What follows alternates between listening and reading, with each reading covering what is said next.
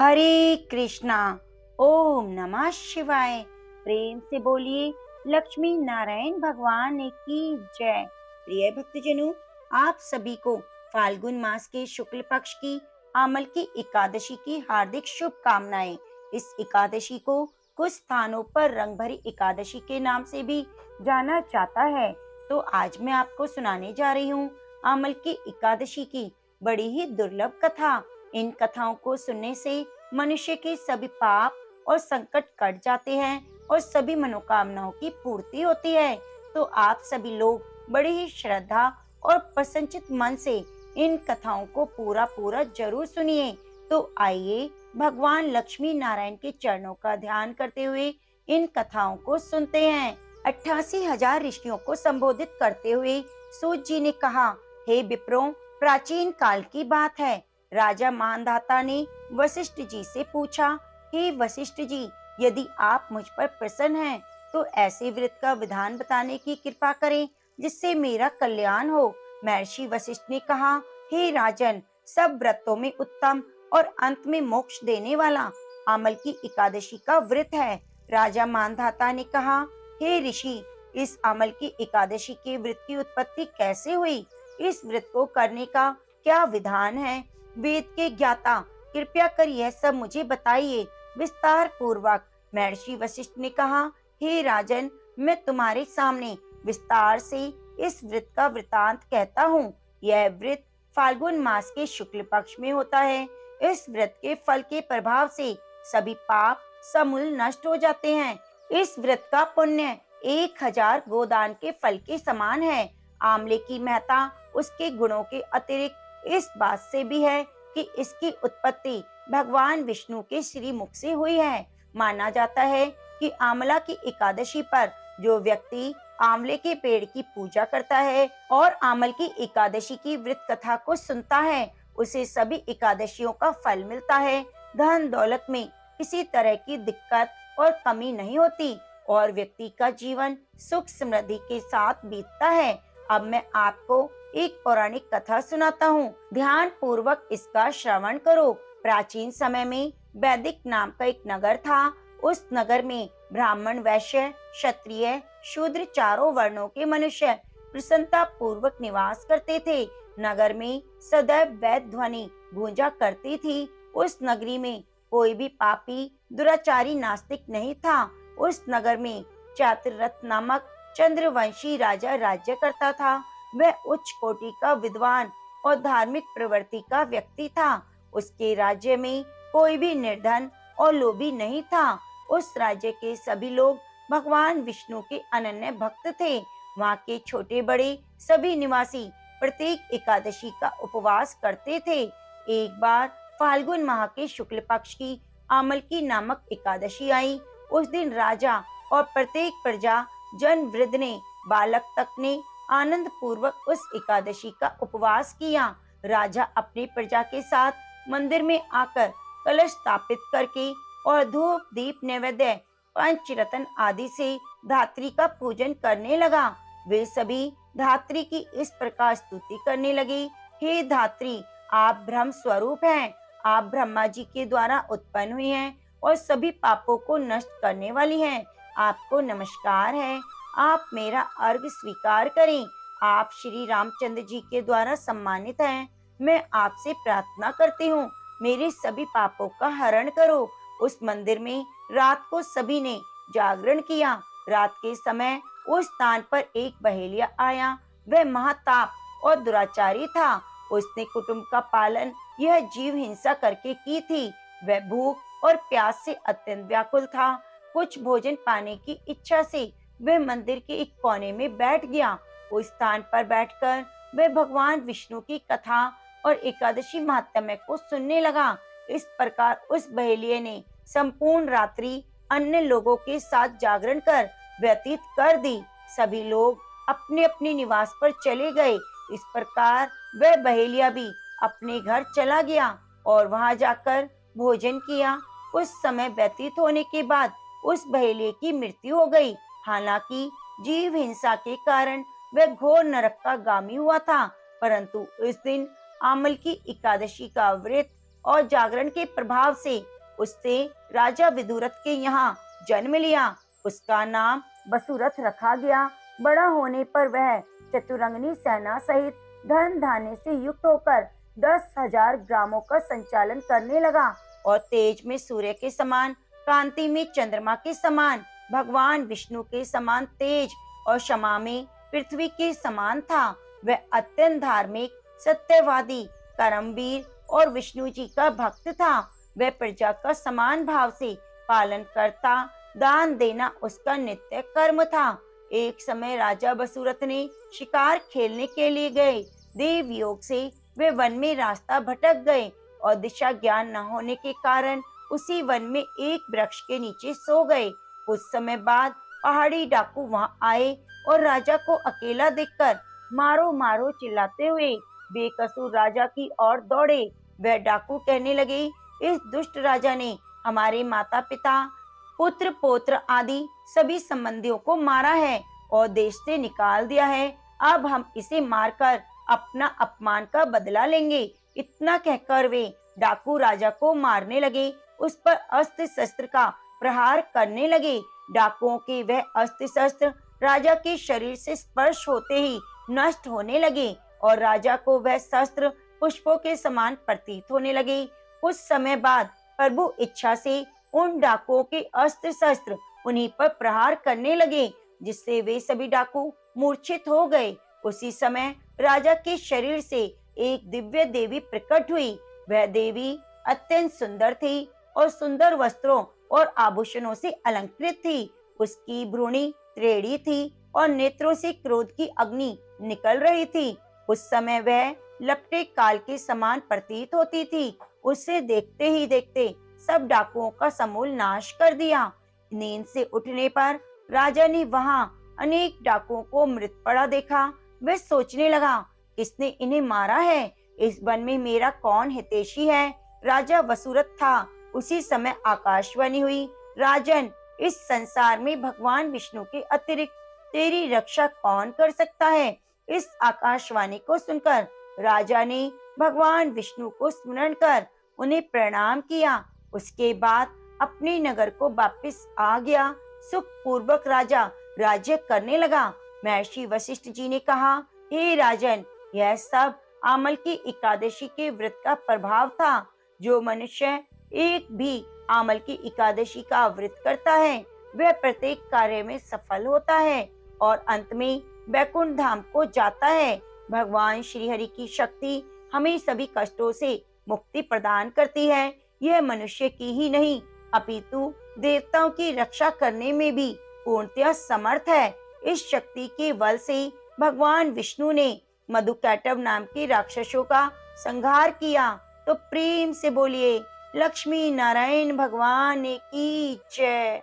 प्रिय भक्तजनों, अब आइए सुनते हैं दूसरी कथा। एक बार देवर्षि नारद जी वैकुंठ धाम गए। वहाँ उन्होंने भगवान लक्ष्मी नारायण को नमन किया। नारद जी ने हरि से पूछा, हे प्रभु, अब आपका प्रभाव पृथ्वी पर कम हो रहा है। धर्म पर चलने वालों को कोई अच्छा फल नहीं मिल रहा। जो पाप कर रहे हैं उनका भला हो रहा है। तब श्री हरि ने कहा, ऐसा नहीं है देवर्षि, जो भी हो रहा है वह सब नियति के जरिए हो रहा है। नारद जी बोले, मैं तो देखकर आया हूँ, पापियों को अच्छा फल मिल रहा है और भला करने वाले, धर्म के रास्ते पर चलने वाले लोगों को बुरा फल मिल रहा है। भगवान ने कहा, कोई ऐसी घटना बताओ। नारद जी ने कहा, अभी मैं एक जंगल से आ रहा हूँ। वहाँ एक गाय दलदल में फंसी हुई थी। कोई उसे बचाने वाला नहीं था। तभी एक चोर उधर से गुजरा। गाय को फंसा हुआ देखकर भी वह रुका नहीं, उस पर पैर रखकर दलदल लांघकर आगे निकल गया। आगे जाकर चोर को सोने की मोहरों से भरी हुई एक थैली मिली। थोड़ी देर बाद वहाँ एक वृद्ध साधु गुजरा। उसने उस गाय को बचाने की पूरी कोशिश की, शरीर का जोर लगाकर उस गाय को बचा लिया। लेकिन मैंने देखा, गाय को दलदल से निकालने के बाद वह साधु आगे गया और एक गड्ढे में गिर गया। उसे चोट लग गई। प्रभु बताइए, ये कौन सा न्याय है? नारद जी की बात सुन लेने के बाद प्रभु बोले, ये सही हुआ। जो चोर गाय पर पैर रखकर भाग गया था। उसकी किस्मत में तो एक खजाना था, लेकिन उसके इस पाप के कारण केवल कुछ मोहरें ही मिली। वहीं उस साधु को गड्ढे में इसलिए गिरना पड़ा क्योंकि उसके भाग्य में मृत्यु लिखी थी, लेकिन गाय को बचाने के कारण उसके पुण्य बढ़ गए और उसकी मृत्यु एक छोटी सी चोट में बदल गई। इंसान के कर्म से उसका भाग्य तय होता है, इसलिए अच्छे कर्म करना कभी भी नहीं छोड़ना चाहिए। यह सुनकर नारद जी बहुत प्रसन्न हुए और भगवान लक्ष्मी नारायण का जयकारा करते हुए बैकुंठ से चल दिए। तो प्रेम से बोलिए, लक्ष्मी नारायण भगवान की जय। इसी गांव में रमा नाम की एक स्त्री रहती थी। उसकी शादी को 5-6 साल हो गए, लेकिन अभी तक उसके कोई संतान ना थी। इसी वजह से वे बहुत दुखी रहती। एक बार श्री राधा अष्टमी का उत्सव आया और गांव की कुछ औरतें बरसाना जा रही थी। तो रमा ने कहा कि तुम भी बरसाना चलो। राधा रानी बड़ी दयालु है, वे अवश्य ही तुम्हारी गोद भी भरेंगी।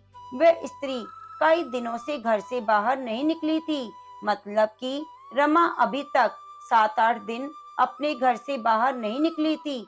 इसलिए उसके पति और सास ने उसे जाने की आज्ञा दे दी। बस उसने मन में ठान लिया कि राधा रानी मेरी गोद जरूर भरेंगी। जिस दिन उसे जाना था, उसी दिन उसके पैर में चोट लग गई, चला भी नहीं जा रहा था। फिर भी वह स्त्रियों के संग यात्रा पर चली गई। रास्ते में ट्रेन में राधा कृष्ण का जप करते हुए इस प्रकार सभी स्त्रियों के साथ वे बरसाना पहुंच गई और सभी नहा धोकर राधा जी के मंदिर में जाने को तैयार हो गई। राधा जी के महल में जब ऊपर जाते हैं तो बहुत सारी सीढ़ियां चढ़नी पड़ती हैं। वे जैसे ही सीढ़ियां चढ़ने लगी, तभी स्त्रियों को बोली, तुम आगे आगे चलो, मैं थोड़ा धीरे धीरे सीढ़ियों से आ रही हूँ। मेरे पैर में चोट लगने की वजह से मुझसे चला नहीं जा रहा। 2-4 सीढ़ियां चढ़ने के बाद उसका पैर मुड़ गया और वह नीचे गिरने लगी। तभी एक 7-8 साल की कन्या ने उसका हाथ पकड़ लिया। रमा बोली, हे बेटी, अगर आज तुम ना होती तो मैं नीचे गिर जाती। वह कन्या बोली, मैया, मैं तुम्हें कैसे गिरने देती। फिर रमा ने पूछा, बेटी तुम्हारा क्या नाम है। वह बोली, लाडो नाम है मेरा, यही पास में रहती हूँ। वे दोनों सीढ़ियों पर बैठ गए। लाडो कहने लगी, मैया, मेरे लिए क्या लाई हो। रमा ने सोचा, न कोई जान न पहचान, लाडो ऐसे बातें कर रही है।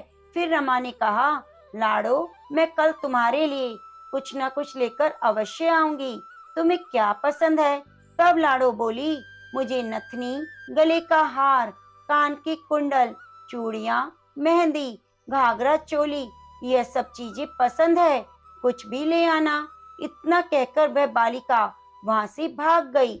जैसे तैसे रमा भी मंदिर के दर्शन करके लौट आई। फिर रमा आकर उस बालिका के बारे में सोचने लगी और फिर रमा ने बाजार से उसके लिए गले का हार और चूड़ियां खरीदी। अगले दिन वहीं जा मिली जहाँ वह लाडो उसका इंतजार करते हुए मिली। फिर लाडो रमा को उसी जगह मिली। फिर चूड़ियां और गले का हार जैसे ही दिया, वह बोली, बस इतना सा, इतनी ही चीजें लाई हो। और वह मुंह फुलाकर बैठ गई। तब रमा बोली, अभी मैं 8 दिन के लिए यहाँ पर हूँ, रोज तुम्हारे लिए कुछ न कुछ लाया करूंगी। यह सुनकर लाडो उसकी गोदी में बैठ गई और गले से लग गई। रमा तो रोने लगी, जैसे उसे एक संतान मिल गई। खूब प्यार से उसके सिर पर हाथ फेरा। ऐसे ही वह चली गई। रमा ने मंदिर से आकर घाघरा और चोली उसके लिए बनवाए। ऐसे ही रोज कुछ न कुछ वह उस लाडो को देती। एक दिन रमा कहती है कि अब ये सारी चीजें मुझे पहनकर दिखाओ, कैसी लगती हो। लाडो बोली, कल राधा अष्टमी है, कल पहनूंगी। इस बार लाडो के साथ एक लड़का भी था। उसे देखकर रमा ने कहा, आज पता नहीं क्यों मेरे मन में आया, मैंने एक धोती और मुकुट मोर वाला ले लिया, क्या मैं इसे दे दूं। लाडो बोली, हाँ, ये कन्हुआ है, मेरे साथ ही रहता है, तुम इसे दे दो। ऐसा कहकर वे दोनों सामान लेकर चले गए। अगले दिन राधा अष्टमी थी। जब रमा सीढ़ियों पर आई वहां उसे आज कोई भी नहीं मिला, ना वो लाड़ो और ना वो लड़का। बहुत इंतजार किया। जब रमा मंदिर में पहुंची तो वहां बहुत भीड़ थी। कीर्तन नृत्य हो रहा था।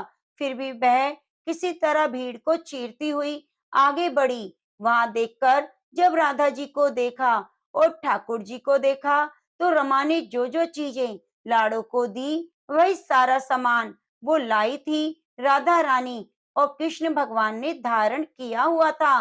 वे पत्थर सी हो गई। आंखों से आंसू बहने लगे। उसे समझते देर न लगी कि वह लाड़ो राधा जी और कन्हुआ कृष्ण जी हैं। स्वयं जगत के पालनहार उसके पास आते थे। राधा जी उसकी गोदी में बैठती थी, उसे मातृ सुख प्रदान करती थी। वह तो जैसे बावरी हो गई। दिन रात लाड़ो लाड़ो कहती पुकारती रहती। वह स्त्रियों से बोली, तुम लोग घर जाओ, मैं नहीं जाऊंगी। उसकी सास और पति भी उसे लेने के लिए आए, पर वह साथ नहीं गई। अब तो वह प्रतिदिन राधा रानी की सीढ़ियों पर बैठे बैठे आंसू से सीढ़ियां धोती, पलकों से बुहारती। ऐसा करते करते 30 वर्ष हो गए। एक दिन एक बालिका उसका हाथ पकड़कर ऊपर अट्टालिका पर ले गई और वहां जाकर बोलती है, लो आ गई मैं तुम्हारी लाड़ो। और ऐसा कहकर बाहें फैलाकर रमा को बुलाने लगी और अपने गले लगा लिया। उस दिन रमा ऐसे गले लगी कि पार्थिव शरीर को छोड़कर सदा के लिए लाड़ो के पास चली गई। तो प्रेम से बोलिए, राधा रानी सरकार की जय। अब आइए सुनते हैं शनिवार के दिन हनुमान जी और शनिदेव की कथा। जो भी जातक हनुमान जी की पूजा करता है, उसे शनिदेव कभी भी परेशान नहीं करते। यही बताया गया है इस कथा में। तो प्रेम से बोलिए, हनुमान जी महाराज की जय, शनिदेव की जय। एक बार शनिदेव को अपनी शक्तियों पर बहुत घमंड हो गया। शनिदेव को ऐसा लगने लगा कि उनसे शक्तिशाली कोई नहीं। उनकी दृष्टि मात्र से व्यक्ति के जीवन में उथल पुथल शुरू हो जाती है। तो शनिदेव को घमंड हो गया। वह ऐसे स्थान पर पहुंच गए जहां हनुमान जी अपने प्रभु श्री राम की पूजा में लीन थे। भगवान श्री राम की भक्ति में डूबे हुए हनुमान जी को देखकर शनिदेव ने उन पर अपनी वक्र दृष्टि डाली, लेकिन कोई प्रभाव नहीं पड़ा। इससे क्रोधित होकर शनिदेव ने हनुमान जी को ललकारा और कहा कि हे वानर, देख तेरे सामने कौन आया है। तो हनुमान जी ने शनिदेव की ओर ध्यान नहीं दिया और अपनी भक्ति करते रहे। शनिदेव ने सभी प्रयास कर लिए, लेकिन हनुमान जी पर कोई असर नहीं हुआ। तो शनिदेव का क्रोध 7वें आसमान पर पहुंच गया। तनाव और गुस्से में आकर शनिदेव ने एक बार फिर प्रयास किया और कहा, हे बानर, आंखें खोल। मैं शनिदेव तुम्हारी सुख शांति नष्ट करने आया हूँ। इस संसार में ऐसा कोई नहीं जो मेरा सामना कर सके। शनिदेव को विश्वास था कि ऐसा करने से हनुमान जी भयभीत हो जाएंगे और बार बार क्षमा मांगेंगे, लेकिन ऐसा कुछ नहीं हुआ। बहुत प्रयास करने पर भी हनुमान जी ने बहुत ही सरल भाव से पूछा, महाराज आप कौन हैं? तो इस बात को सुनकर शनिदेव को और गुस्सा आ गया।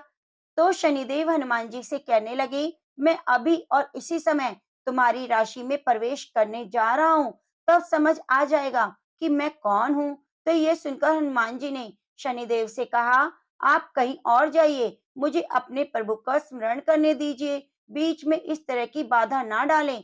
तो शनिदेव को हनुमान जी की यह बात पसंद नहीं आई। उनका गुस्सा और अधिक बढ़ता चला गया। जैसे ही हनुमान जी ध्यान लगाने वाले थे, तो शनिदेव ने उनकी एक भुजा पकड़ ली और अपनी ओर खींचने लगे।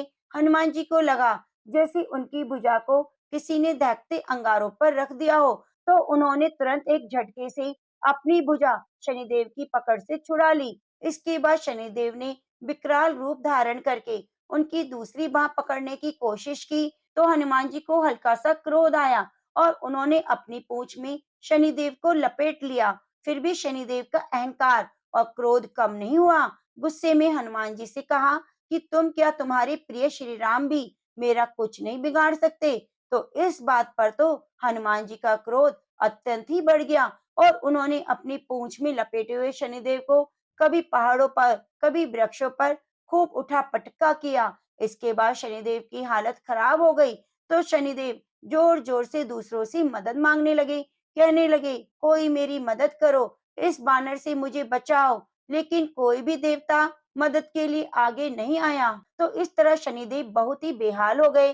जब उनकी सहायता के लिए कोई सामने नहीं आया, तो उन्हें समझ आ गया कि मैंने तो गलत कर दिया है। अपनी जान बचाने के लिए उन्होंने हनुमान जी से कहने लगी, हे बानर राज, मुझे क्षमा कर दो, मुझ पर दया करो। मुझे मेरी उड़नता का फल मिल गया है, मुझे क्षमा कर दीजिए। मैं तुमसे वादा करता हूँ कि आज के बाद ऐसा कुछ नहीं करूंगा।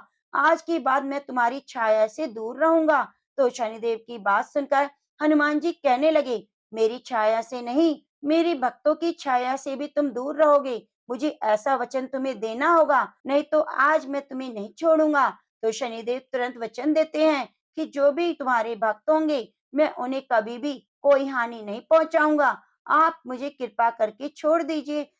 तो शनिदेव के इस तरह गिड़गिड़ाने पर हनुमान जी ने शनिदेव को छोड़ दिया। इसलिए कहा जाता है कि शनिदेव हनुमान जी के भक्तों को कभी भी परेशान नहीं करते। जिसे भी शनि दोष का सामना करना पड़ता है, उसे हनुमान जी की आराधना करनी चाहिए, संकट मोचन का पाठ करना चाहिए। अगर सुंदरकांड का पाठ संभव हो तो हर शनिवार को जरूर करना चाहिए। तो प्रेम से बोलिए श्री रामचंद्र भगवान की जय। अब आइए बड़े ही प्रेम से मनोकामना की पूर्ति करने वाली बड़ी सुंदर कथा को सुनते हैं। इस कथा को सुनने से ही व्रत पूर्ण माना जाता है। एक बार माता लक्ष्मी भगवान विष्णु जी से पूछती हैं, स्वामी तुलसी के पास दीपक जलाने का क्या महत्व है? रोज शाम को तुलसी के पास दीपक क्यों जलाया जाता है? इससे मनुष्य को कौन सा फल प्राप्त होता है? तुलसी के पास दीपक जलाने की क्या विधि है? दीपक जलाते समय कौन से मंत्र का उच्चारण करना चाहिए? कृपया आप मुझे विस्तार से बताएं। तब भगवान विष्णु जी कहते हैं, हे देवी, आज आपने सभी मानव जाति के कल्याण के लिए बहुत ही महत्वपूर्ण प्रश्न किया है। आपके इस प्रश्न का उत्तर देने से पूर्व मैं आपको एक प्राचीन कथा सुनाता हूँ, जिससे आपको सभी प्रश्नों के उत्तर मिल जाएंगे। इसलिए आप इस कथा को ध्यान पूर्वक सुनिए। इस कथा को ध्यान से पूरा सुनने मात्र से ही मनुष्य को 100 वर्षों तक तुलसी के पास दीपक जलाने का पुण्य प्राप्त होता है। फिर माता लक्ष्मी कहती है, हे स्वामी, मैं इस कथा को सुनने के लिए उत्सुक हूँ। कृपया आप इस कथा को सुनाना प्रारंभ करें। अब भगवान विष्णु माता लक्ष्मी को कथा सुनाने लगते हैं। हे देवी, पूर्व काल की बात है। दक्ष दिशा में तुंगभद्रा नाम की एक बहुत बड़ी नदी है। इस नदी के किनारे पर हरिहरपुर का नाम का एक अत्यंत सुंदर नगर बसा हुआ था। उसी नगर में काशी नाम के एक ब्राह्मण निवास करते थे। वे अत्यंत गुणवान, चरित्रवान, धर्म कार्य करने वाले और वेदों के मार्ग पर चलने वाले थे। उन्होंने सभी शास्त्र का अध्ययन किया हुआ था। उस ब्राह्मण की एक पत्नी थी, जिसे लोग दुराचारी कहकर पुकारते थे, क्योंकि उसके कर्म ही उसके नाम के अनुसार थे। वह सदैव ही अपने पति को अपमानित करती, अपने पति के लिए कुवाच्य कहती थी, पति को भयंकर दुख देती, पति के लिए कभी भोजन नहीं बनाती। उसने अपने पति के साथ कभी शयन नहीं किया, कभी उसके साथ प्रेम से व्यवहार नहीं किया। पति के मित्र, परिवार के लोग घर पर आते तो वह स्त्री उनको अपमानित करके भगा दिया करती और स्वयं काम भाव से उन्मत्त होकर निरंतर अन्य व्यभिचारिणी स्त्रियों के साथ घूमा करती। उसका मन पति को छोड़कर पराये पुरुषों में लगा रहता। उसने कभी अपने पति से प्रेम की बात नहीं की, किंतु पराये पुरुषों के संग बैठकर बातें किया करती थी। पराये पुरुषों को मोहित करने के लिए सज धज कर गाँव में घूमने जाया करती। कभी वह वन में किसी वृक्ष के नीचे खड़ी रहकर सुंदर पुरुषों की राह देखने लगती, किसी दुष्ट पुरुष को मोहित करके उसके संग भोग विलास किया करती। फिर एक दिन वह दुराचारी स्त्री वन में जाकर एक वृक्ष के नीचे खड़ी हो गई। उसका चित्त काम से भरा हुआ था, किसी कामी सुंदर पुरुष की राह देख रही थी। किंतु बहुत समय निकलने के बाद जब उस स्थान पर कोई पुरुष नहीं आया, वे बहुत दुखी हुई और प्रियतम की खोज में इधर उधर भटकने लगी। उस दिन उसका सारा परिश्रम व्यर्थ हो गया। वहां पर खड़ी होकर वे नाना प्रकार की बातें कहकर विलाप करने लगी। आज तो इस मार्ग में कोई भी सुंदर पुरुष नहीं आया, अब मैं कैसे अपनी काम वासना को शांत करूं? वे जोर जोर से विलाप करने लगी। उस नगर में एक भयानक बाघ निवास करता था। उस पापी स्त्री की आवाज सुनकर वह जाग गया और उछलकर स्त्री का भक्षण करने के लिए उसके पास आ गया। उस भयंकर बाघ को देखकर स्त्री के पसीने छूट गए, ऐसे थरथर कांपने लगी। वह स्त्री कुछ कहती, इतने में ही उस बाघ ने अपने पंजों से उसे घायल कर दिया। वह स्त्री जमीन पर गिर पड़ी। जमीन पर गिरते ही वह चिल्लाते हुए बोली, अरे बाघ, तू किस लिए यहाँ पर आया है? मुझे क्यों मार रहा है? तो मुझे छोड़ दो, मेरा भक्षण करके क्या मिलेगा? उस स्त्री की बात सुनकर वह भयानक बाघ क्षण भर के लिए रुक गया और हंसते हुए बोला, हे दुष्टा, आज विधाता ने तुझे मेरा ग्रास नियुक्त किया है। तो जैसी पापिन स्त्री का भक्षण करना ही मेरा काम है, तभी तुझे इस शरीर से मुक्ति मिलेगी। वह स्त्री कहने लगी, हे बाघ, तुम कौन हो? सच बताओ, तुम किस कारण से बाघ की योनि में आए हो? तुम मुझ जैसी स्त्रियों का भक्षण क्यों करते हो? पहले मुझे सारी बात बताओ और फिर मेरा भक्षण करो। बाघ कहने लगा, हे पापिन, मैं तुझे पूर्व जन्म का वृतांत सुनाता हूँ, किस कारण से मुझे बाघ बनना पड़ा। पूर्व काल में दक्षिण देश में एक नदी थी। नदी के तट पर एक नगरी बसी हुई थी। उस नगरी में मैं निवास किया करता था। मैं ब्राह्मण का पुत्र था। नदी के किनारे बैठकर यज्ञ आदि कार्य किया करता था। मैंने उस जन्म में अनेक पापियों के लिए यज्ञ किया, पापियों के घर का अन्न भोजन किया। मैंने धन के लोभ से अनेक पापियों के लिए कार्य किया। जिन वस्तुओं का दान ब्राह्मणों को नहीं लेना चाहिए, उन वस्तुओं का भी दान मैंने ग्रहण किया। दूसरों से धन लेता था, लेकिन कभी वापस नहीं करता। इस प्रकार से पाप करते हुए मुझे बहुत साल बीत गए और मैं वृद्ध हो गया। मेरे बाल सफेद हो गए, मुंह के सारे दांत गिर गए, लेकिन फिर भी मेरी दान लेने की आदत नहीं छूटी। मैं पाप करता चला गया। फिर एक दिन मैं धन के लोभ से नदी किनारे गया। अन्य धूर्त ब्राह्मणों के साथ मिलकर हमने लोगों को ठगा। झूठ मंत्र बोलकर हमने बिना विधि विधान के ही देवी देवताओं का पूजन किया।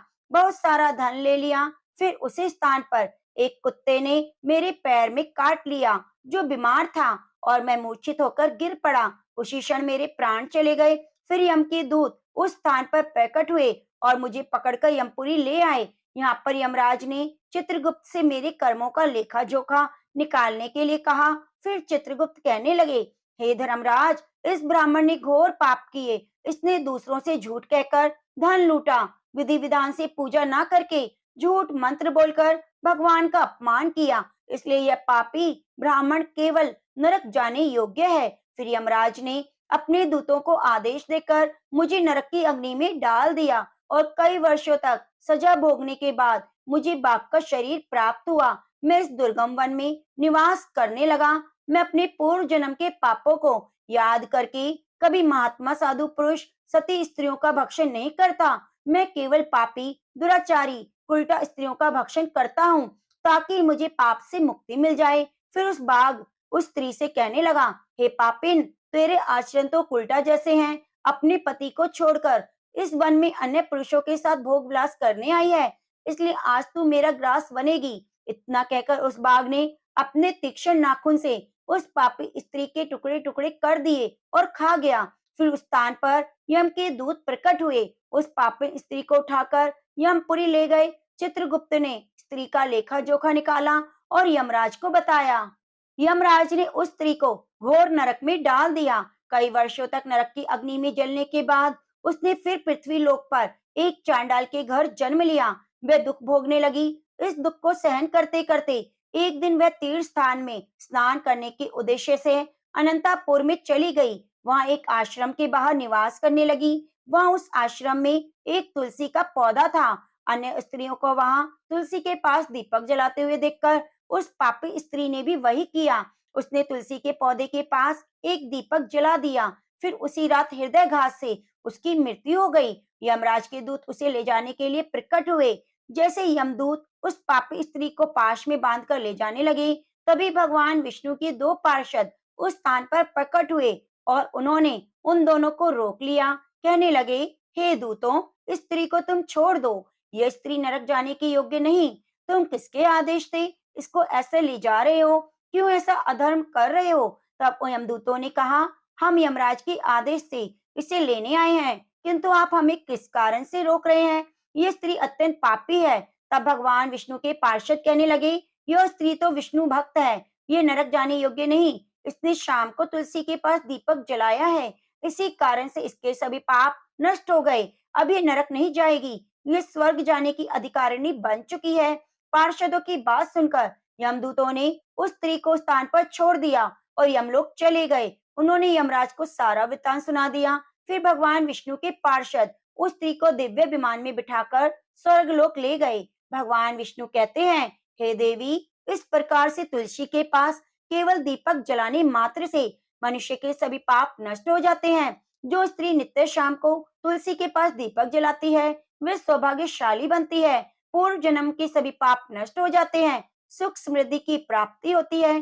भगवान विष्णु कहते हैं, हे देवी, हजारों अमृत के घड़ों को नहलाने पर भी श्री हरि विष्णु को उतनी तृप्ति नहीं मिलती जितनी वे मनुष्यों के द्वारा तुलसी का एक पत्ता चढ़ाने से प्राप्त करते हैं। 10,000 गोदान से मानव को जो फल प्राप्त होता है, वही फल तुलसी पत्र के दान से पा लेता है। जो मृत्यु के समय अपने मुख में तुलसी पत्र का जल पा लेता है, वह संपूर्ण पापों से मुक्त होकर श्री हरि के धाम जाता है। हिंदू धर्म में तुलसी के पौधे का महत्व सबसे अधिक है। इसकी सबसे पहले भगवान विष्णु जी ने पूजा की। भगवान विष्णु कहते हैं, जिस प्रकार से देवी लक्ष्मी से वैकुंठ को ऐश्वर्य मिलता है, उसी प्रकार से वैकुंठ में तुलसी के कारण ही पवित्रता प्राप्त होती है। पृथ्वी लोक पर जिस स्थान पर भी तुलसी का पौधा है, उस स्थान पर कभी बुराई का वास नहीं होता। ऐसा स्थान सबसे अधिक पवित्र होगा। इसी कारण से हमारे घर में तुलसी का पौधा अवश्य होना चाहिए। इस प्रकार से भगवान विष्णु ने तुलसी के पास दिया जलाने का महत्व बताया। तो प्रेम से बोलिए, तुलसी शालिग्राम भगवान की जय।